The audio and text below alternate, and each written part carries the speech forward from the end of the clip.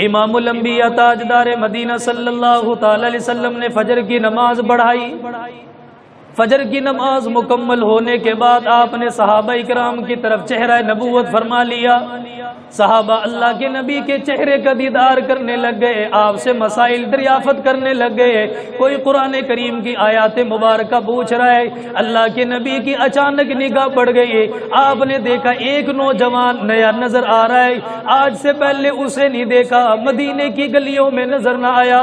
اللہ کے نبی نے قریب بلانے کے بعد فرمایا، نوجوان تو کہاں کا رہنے والا، کہاں سے چل کر آیا؟ اس صحابی رسول نے عرض کر دیا، اللہ کے نبی ماں کو میں نے چھوڑ دیا، باپ کو میں نے چھوڑ دیا، اپنے گھر بار کو میں چھوڑ کر آ گیا آپ کا کلمہ پڑھنے کے لیے، آپ کی نبوت پر ایمان لانے کے لیے۔ اللہ کے نبی نے فرمایا، اگر ایمان لے کر آئے گا مشکلات کا سامنا کرنا پڑے گا، دکھوں کا سامنا کرنا پڑے گا، تکلیفوں کا سامنا کرنا پڑے گا۔ صحابی رسول نے فرمایا، اللہ کے نبی موت کی بیعت کرنے کے لیے بھی تیار ہو۔ تاجر آدمی ہے، وہ اپنی روزی کے اندر برکت لانا چاہتا ہے تو اسے کیا کرنا پڑے گا؟ یہ چند ایک اعمال ہیں، ان اعمال کے اختیار کرنے سے اللہ تعالیٰ رزق کے اندر برکت عطا فرماتا ہے، اللہ تعالیٰ رزق کے اندر فراخی عطا فرماتا ہے، اللہ تعالیٰ مسلمانوں کے رزق کے اندر کشادگی عطا فرما دیتا ہے۔ ان اعمال کے اندر سے سب سے پہلا عمل ہے کہ انسان اپنے اعمال پر زیادہ سے زیادہ توبہ اور استغفار کرے۔ اس لیے کہ تاجر آدمی جب لین دین کرتا ہے، دکانداری کرتا ہے، کاروبار کرتا ہے، بازار میں آتا جاتا ہے، تو کہیں نہ کہیں چھوٹی موٹی غلطیاں، کوتاہیاں، جھوٹ موٹ ہو جاتا ہے۔ تو فرمایا کہ جتنا زیادہ توبہ اور استغفار کرتے جاؤ گے، اللہ تعالیٰ رزق کے اندر اتنی زیادہ فراخی عطا کرتا چلا جائے گا۔ اور سورہ نوح کے اندر اللہ تعالیٰ فرما رہے ہیں، فَقُلْتُ اسْتَغْفِرُوا رَبَّكُمْ إِنَّهُ كَانَ غَفَّارًا، کہ تم اللہ کے سامنے توبہ اور استغفار کرو تو صحیح، وہ کریم مہربان اللہ ہے، بہت زیادہ بخشنے والا، معاف کرنے والا ہے۔ توبہ کرنا نہایت زیادہ آسان ہے۔ استغفر اللہ یا استغفر اللہ الذی لا الہ الا هو الحی القیوم، ان کلمات کو پڑھیں۔ اور ایک حدیث شریف کے اندر ہے کہ جو شخص یہ چاہے کہ میرے کاروبار کے اندر خوب زیادہ برکت ہو، میرے رزق کے اندر خوب زیادہ برکت ہو، اللہ کے نبی نے فرمایا کہ وہ آدمی سچ کو اپنائے، جھوٹ سے اپنے آپ کو بچا کے رکھے۔ آج جھوٹ بولنے والا کثرت پا لیتا ہے، لوگوں کا رش بھی پا لیتا ہے، لیکن وہ وقتی ہے، وہ صرف دنیا تک محدود ہے، آخرت کے ساتھ اس کا واسطہ اور تعلق نہیں ہے۔ لیکن جو آدمی سچ بولتا ہے، وہ سچ کے ذریعے سے ایک نام کماتا ہے، پھر اس کی نسلیں بھی اسی نام کی برکت سے رزق کما رہی ہوتی ہیں کہ یار فلاں کا بیٹا ہے، وہ اتنا سچ بولتا تھا، چلو آؤ اس کے پاس چلتے ہیں، اس کا بیٹا بھی ویسا ہی ہوگا۔ تو سچ بولنے والا کبھی بھی نقصان کے اندر جا نہیں سکتا۔ وقتی طور پر محسوس ہوگا گاہک کم ہے، وقتی طور پر محسوس ہوگا کہ لوگوں کا آنا جانا کم ہے، لیکن ایک وقت آئے گا اس کی سچائی کی بدولت اللہ تعالیٰ اسے بہت کچھ عطا فرمائے، بہت کچھ عطا فرمائے۔ ایک صحابی رسول ہیں، ان کا نام ہے حضرت واصلہ بن اسقر رضی اللہ تعالیٰ عنہ۔ یہ ان خوش نصیب صحابہ میں سے ہے کہ جس نے مدینہ منورہ کے اندر اسلام قبول کیا اور حضور صلی اللہ علیہ وسلم کے ہاتھوں پر اسلام قبول کیا۔ غزوہ تبوک کا اعلان اللہ کے نبی فرما چکے تھے، صحابہ کرام تیاریوں کے اندر مصروف تھے۔ سچ بولنے والا صحابی کاروبار بھی کرتا ہے، تجارت بھی کرتا ہے، لین دین کرتا ہے، لیکن جھوٹ کا سہارا کبھی نہیں لیا۔ اللہ نے ایسا رزق دیا کہ دنیا حیران ہو گئی، اتنا رزق اللہ نے عطا فرمایا۔ فرماتے حضور نے غزوہ تبوک کے لیے اعلان کر دیا، صحابہ سفر بڑا طویل ہے، تیاریاں کرو۔ صحابہ کرام تیاریوں کے اندر مصروف ہے۔ کہتے ہیں حضور صلی اللہ علیہ وسلم جب فجر کی نماز پڑھاتے تو چہرہ صحابہ کی طرف کرتے تھے، چہرہ صحابہ کی طرف کرتے، اور صحابہ بھی حضور کے پاس بیٹھ جاتے۔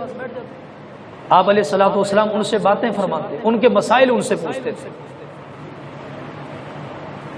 سورج نکلنے تک صحابہ کے پاس بیٹھے رہتے، آج بھی اللہ کے نبی نے مسجد نبوی کے اندر فجر کی نماز پڑھائی اور نماز پڑھانے کے بعد آپ اسی جگہ پر بیٹھ گئے، اسی جگہ پر آپ بیٹھ گئے نہیں، صحابہ بھی آپ کے پاس بیٹھ گئے۔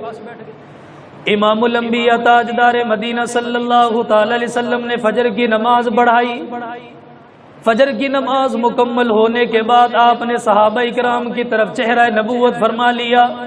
صحابہ اللہ کے نبی کے چہرے کا دیدار کرنے لگ گئے، آپ سے مسائل دریافت کرنے لگ گئے، کوئی قرآن کریم کی آیات مبارکہ پوچھ رہا ہے۔ اللہ کے نبی کی اچانک نگاہ پڑ گئی، آپ نے دیکھا ایک نوجوان نیا نظر آ رہا ہے، آج سے پہلے اسے نہیں دیکھا، مدینے کی گلیوں میں نظر نہ آیا۔ اللہ کے نبی نے قریب بلانے کے بعد فرمایا، نوجوان تو کہاں کا رہنے والا، کہاں سے چل کر آیا؟ اس صحابی رسول نے عرض کر دیا، اللہ کے نبی ماں کو میں نے چھوڑ دیا، باپ کو میں نے چھوڑ دیا، اپنے گھر بار کو میں چھوڑ کر آ گیا آپ کا کلمہ پڑھنے کے لیے، آپ کی نبوت پر ایمان لانے کے لیے۔ اللہ کے نبی نے فرمایا، اگر ایمان لے کر آئے گا مشکلات کا سامنا کرنا پڑے گا، دکھوں کا سامنا کرنا پڑے گا، تکلیفوں کا سامنا کرنا پڑے گا۔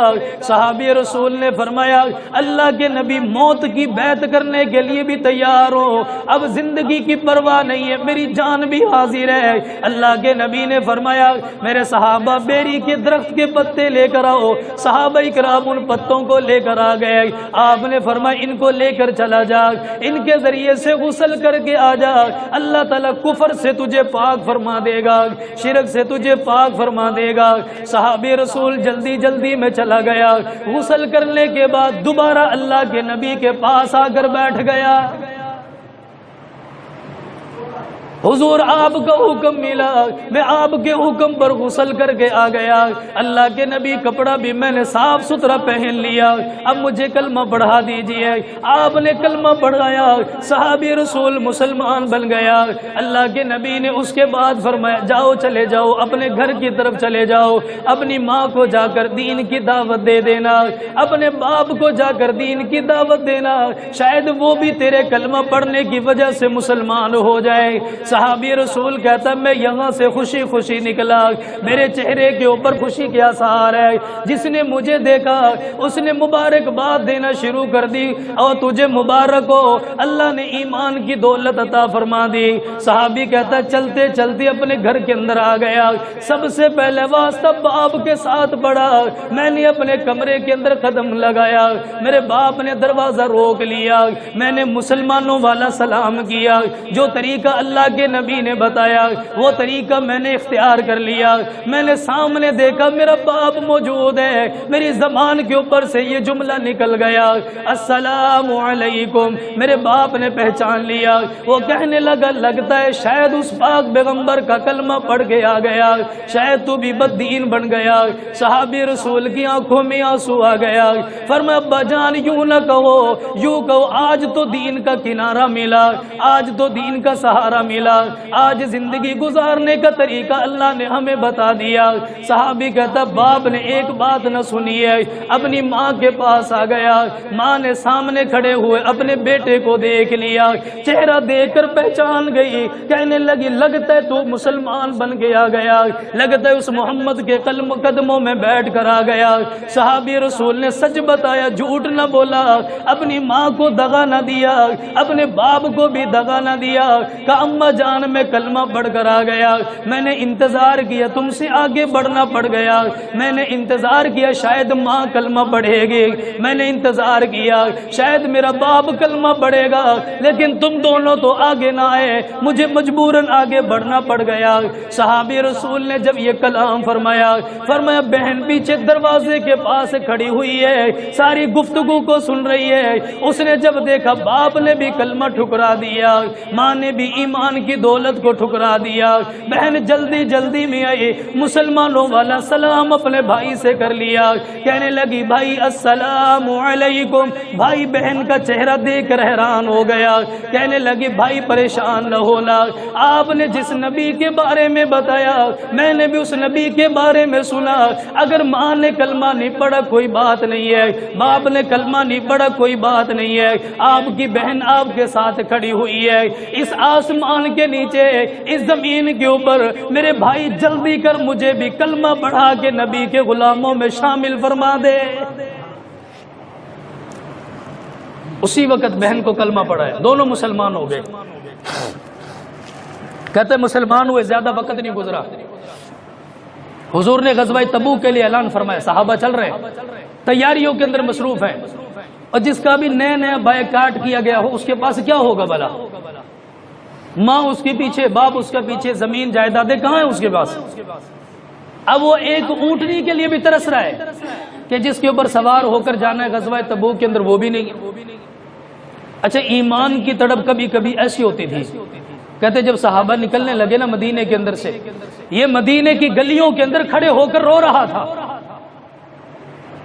سب کو پتا ہے میدان جہاد کے اندر کیا ہوتا ہے، یا مر گیا یا مار دی، یا شہادت مل گئی یا اگلے کو جہنم حاصل کر دی۔ غازی بن کر تو بہت کم۔ اب فرمایا کہ یہ مدینے کی گلیوں میں کھڑا ہو کر رو رہا ہے، کبھی اس کے پاس کبھی اس کے پاس، کہ بھائی مجھے اپنے ساتھ لے جائے، اگر آپ مجھے اپنے ساتھ لے کر چلے گئے، مال غنیمت کے اندر جتنا بھی مال ملے گا کافروں کی طرف سے وہ سارا تو اپنے پاس رکھ لینا، مجھے ضرورت نہیں ہے، تو اپنے پاس رکھ لینا۔ ایک صحابی رسول فرماتے ہیں کہ سارے چلے گئے، میں پیچھے رہ گیا، کعب بن عجرہ رضی اللہ تعالیٰ، یہ پیچھے رہ گئے۔ مدینہ منورہ کے اندر جب جانے کا انہوں نے ارادہ فرمایا، حضرت واصلہ بن اسقر رضی اللہ تعالیٰ عنہ بھی نیا مسلمان بنا، سامنے آ کر کھڑا ہو گیا، کہنے لگا بھائی جا رہے ہو مجھے بھی اپنے ساتھ لے کر جاؤ، مدینے کے اندر تنہا نہ چھوڑ کر جانا، میں بھی تمہارے لیے جنت کا طلبگار ہوں، اللہ کے نبی کی رفاقت کے اندر رہوں گا، آپ کی صحبت کے اندر وقت گزارنے کا موقع مل جائے گا۔ فرمایا جتنا مال ملے گا وہ سارا تو رکھ لینا، مجھے ضرورت نہیں ہے۔ حضرت کعب بن عجرہ نے فرمایا میرے پاس 2 سواریاں موجود ہیں، ایک سواری میں نے اس کے حوالے کر دی ہے، لے بھائی تو بھی میرے ساتھ آ جا۔ دونوں چلتے ہوئے چلے گئے۔ فرمایا غزوہ تبوک کے اندر پہنچے، وہاں پر تو جنگ کرنے کا موقع نہ ملا، اللہ نے مسلمانوں کو فتح بغیر لڑائی کی عطا فرمائی ہے۔ حضرت خالد بن ولید کو اللہ کے نبی نے فرمایا فلانی جگہ پر قافلوں نے حملہ کیا، انہوں نے لشکر بنایا، تم بھی ساتھ چلے جاؤ، صحابہ کو ساتھ لے جاؤ، حضرت واصلہ بن اسقر کو بھی ساتھ لے جانا۔ یہ صحابی رسول بھی تیار ہو گیا۔ فرمایا جب وہاں پر جنگ ہوئی، اللہ نے مال و دولت کے اندر اونٹنیاں عطا فرمائی ہے، اتنا ساز و سامان ان کو عطا فرما دیا۔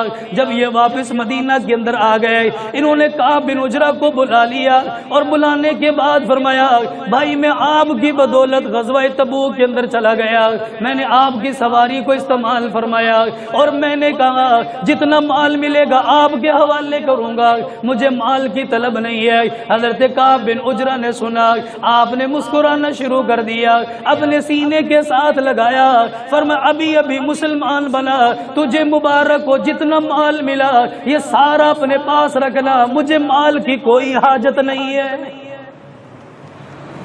انما المؤمنون اخوہ، ہم تو بھائی ہیں نا، تو بھائی بھائی کے کام آتا ہے۔ بھائی میں نے سواری دی، آپ جنگ کے اندر شریک ہو گئے، اللہ نے وہاں مال دے دیا، وہ آپ کا ہوا، میں تو اسے نہیں لیتا۔ اب یہ نیا مسلمان بنا، لیکن سچائی دیکھو صحابہ رسول کے اندر کتنی ہے، سچائی دیکھو کتنی ہے۔ کہتے ہیں انہوں نے کاروبار شروع کیا، وہ اونٹنیاں جو ان کے پاس تھی، ان اونٹنیوں کے ذریعے سے انہوں نے کاروبار شروع کیا، اللہ نے برکت دی، 1 کی 2، 2 کی 4، 4 کی 6، 8، 9، 10، 12، وہ اونٹنیوں کا کاروبار اس کا بڑھتا چلا گیا۔ اب اس نے اپنے ہیلپر کے طور پر ایک ساتھی کو ساتھ رکھ لیا کہ بھائی تو میرا ساتھ دینا۔ رزق کے اندر سب سے بڑی وجہ برکت آنے کی کہ سچ بولنا شروع کرو، جھوٹ کو زندگیوں کے اندر سے نکالو۔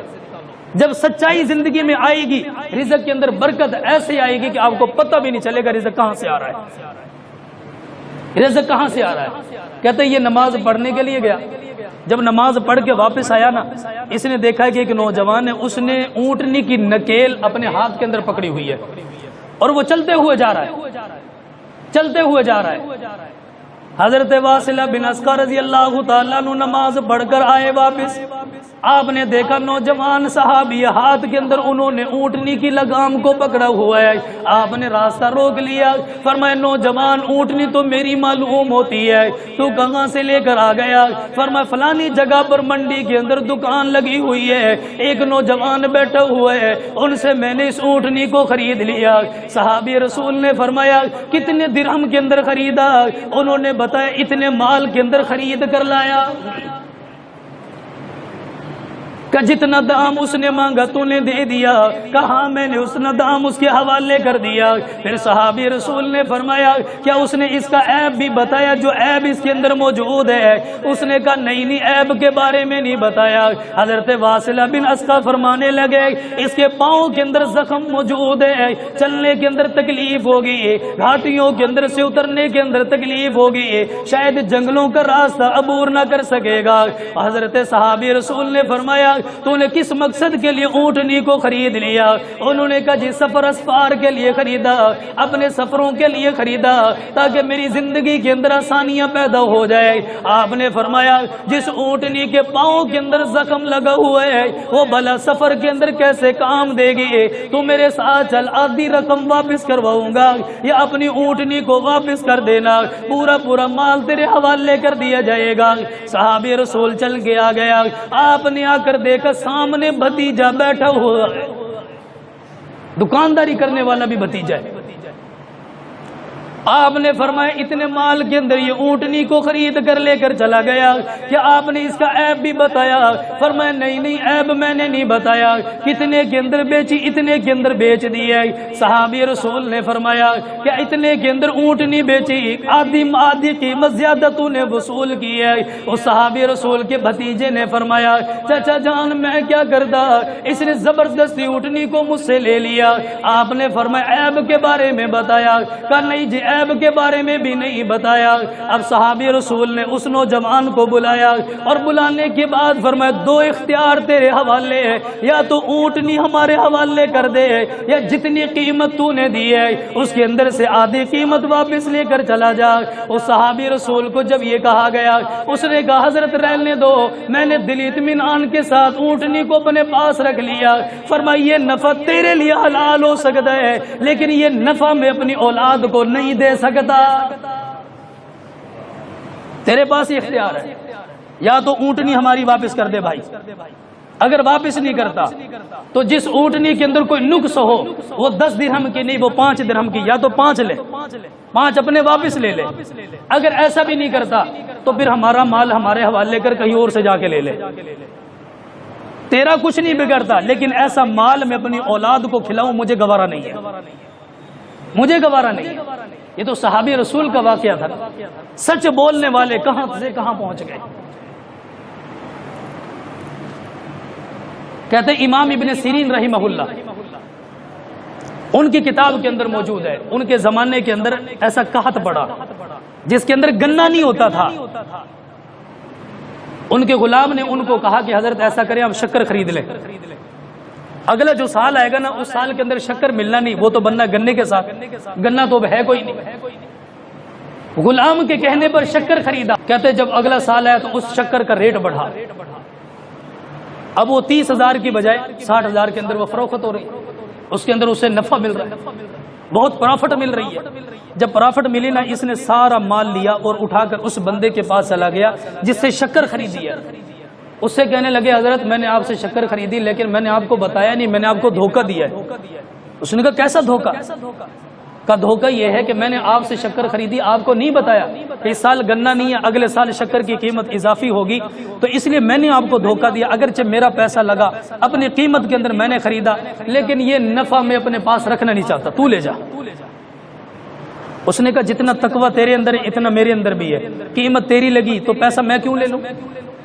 اس نے کہا بھائی مشتبہ مال ہے، مشتبہ مال کسے کہا جاتا ہے؟ پاک ہے یا ناپاک، حلال ہے یا حرام ہے، جس کے اندر شک پڑ جائے کہ میں نہیں رکھ سکتا، اس نے کہا نہیں رکھتے، میں بھی نہیں رکھ سکتا، آپ چلے جاؤ کسی اور کو دے دینا، کہتے ساری رات سوئی نہیں، بے چینی کے عالم کے اندر رہے۔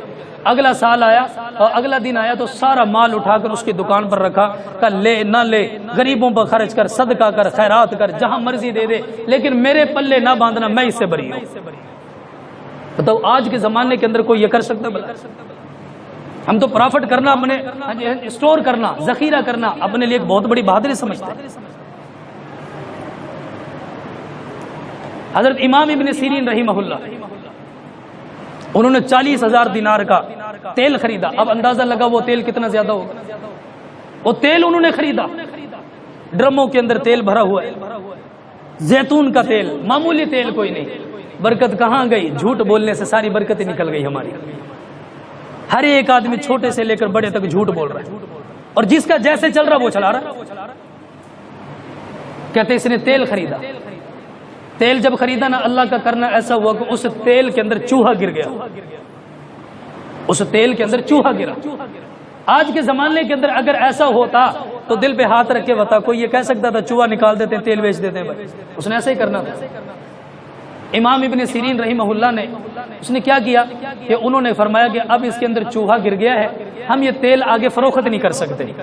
وہ لوگ جمع ہو گئے، بازار کے لوگ، ان کا حضرت تھوڑا سا رحم کریں، اولاد کے اوپر، بچے ہیں آپ کے، گھر بار ہے، تباہ ہو جاؤ گے، لوگوں کے سامنے ہاتھ پھیلاتے پھرو گے۔ حضرت امام ابن سیرین نے فرمایا کہ مسئلہ نہیں ہے۔ کسی نے کہا یہاں چوہا گرا، یہاں سے تھوڑا سا تیل نکال لیں، باقی تیل آپ کا ٹھیک ہے۔ آپ نے فرمایا نہیں، یہ تیل ایک بہنے والی چیز ہے، جب اس کے اندر چوہا گرا تو ممکن ہے کہ سارے جراثیم سارے تیل کے اندر پھیل چکے ہیں، نہیں یہ نہیں رکھ سکتا۔ کسی کا بچہ اسے استعمال کر بیمار میں پڑ جائے، کسی کا باپ استعمال کرے بیمار پڑ جائے، قیامت کے دن مجھ سے سوال ہو، امام ابن سیرین کیسے جواب دے گا؟ کہتے لوگوں کے بھرے مجمع کے اندر ڈرم کے ڈرم جو تھے سارے کے سارے بازار کے اندر پلٹا کے رکھ دیے، نہیں چاہیے۔ کہتے اللہ کا کرنا ایسا ہوا، آج لوگ کہہ رہے تھے ہاتھ پھیلائے گا لوگوں کے سامنے، زندگی کے اندر مجبور ہو جائے گا، فقر و فاقہ پڑ جائے گا، غربت آ جائے گی۔ فرمایا ایسا وقت آیا، لوگوں نے دیکھا کہ ایک سال کے اندر ایک سال کے اندر لاکھوں درہم دنانیر کوفہ اور بصرہ کے غریب لوگوں کے اوپر خرچ کیا کرتا تھا۔ اس کے بعد اللہ نے اتنا دیا، اتنا دیا۔ لیکن آج کے زمانے کے اندر ایسی کوئی مصیبت پڑ جاتی میرے بھائی، لوگ تو یہ کہتے جو اس کے اندر ہے چوہے کے اندر وہ بھی نکالا، کوئی مرتا ہے مرے، کوئی جاتا ہے جائے، ہمیں اس سے پرواہ نہیں۔ اتنی بیماریاں کیوں ہیں ہمارے اندر؟ وجہ ملاوٹ، پیدر پہ ملاوٹ ہے، پیدر پہ ملاوٹ ہے، اور ملاوٹ کرنے والے کو فنکار سمجھا جاتا ہے، فنکار سمجھا جاتا ہے۔ ہماری زندگیوں کے اندر سے جب سچ نکل گیا، جھوٹ آ گیا، ہمارا رزق کم پڑ گیا، ہمارا رزق کم پڑ گیا۔ تو سب سے بنیادی چیز تجارت کے لیے کیا تھی کہ اللہ کے نبی نے فرمایا سچ بولو، جو ہے تمہارے پاس سچ بولو، جھوٹ نہ بولو، کسی کے ساتھ دغا نہ کرو۔ اللہ تعالیٰ ایسا رزق عطا فرمائے گا تم حیران ہو جاؤ گے کہ رزق کہاں سے آ رہا ہے۔ تو برکت کے لیے رزق کے اندر سب سے پہلے انسان توبہ کرے، اور دوسرے نمبر پر انسان اپنے مال کے اندر سے اپنے والدین کے اوپر اپنا مال کھول کر خرچ کرے، اور تیسرے نمبر پر فجر کی نماز کی پابندی کرے، اور فجر کی نماز کے بعد اپنے کام کا کاروبار کا آغاز کرے۔ لیکن ہمارے ہاں الٹی گنگا بہ رہی ہے، رات 12 بجے تک 2 بجے تک دکانیں کھلی ہوتی ہیں، گھر پہ آیا 2 گھنٹے ناشتے کے اندر روٹی کھانے کے اندر لگ گئے، اب یہ بندہ سویا فجر کی نماز گئی، یہ فجر کی نماز کیسے پڑھ سکتا؟ برکت اللہ کے نبی نے مانگی ہے فجر کی نماز کے فوراً بعد کے لیے، تو یہ کام کرو، زندگی کے اندر توبہ لے کر آؤ، فجر کی نماز اپنی زندگی کے اندر لے کر آؤ، اپنے کاروبار کا آغاز فجر کی نماز کے فوراً بعد کرو، اس کے بعد استغفار کرو، اور سچ بولو، جھوٹ نہ بولو، کسی کو دغا نہ دو۔ اللہ تعالیٰ انشاءاللہ ایسا رزق دے گا نسلوں تک ختم نہیں ہوگا۔ اللہ ہم سب کو عمل کی توفیق عطا فرمائے، اور اللہ تعالیٰ ہم سب کو حلال رزق وافر مقدار میں عطا فرمائے۔ اللہ تعالیٰ ہم سب کو حرام کے ایک لقمے سے محفوظ فرمائے۔ اللہ اکبر کبیرہ۔